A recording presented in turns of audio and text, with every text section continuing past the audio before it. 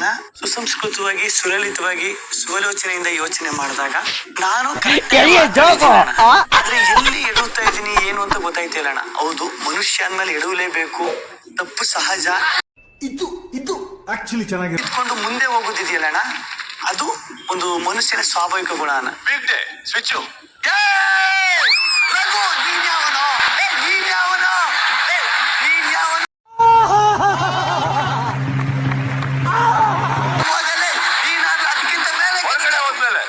ನಿಜವಾಗ್ಲೂ ಹೇಳ್ಬೇಕಂದ್ರೆ ಸರ್, ಆ ಸೋಲಿ ಇರೋರೆಲ್ಲ ಕೆಟ್ಟವ್ರೆ ಸರ್. ಬರೀ ಇಂಥದೆಯ ಆ ಸೋಪ್ ಫಿಟ್ ಅಲ್ಲ sir. I am not fit for this type of soap.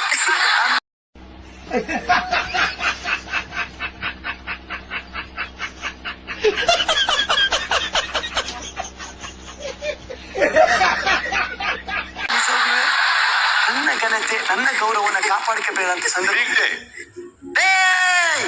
ಇನ್ಯಾರಿದ್ದರು?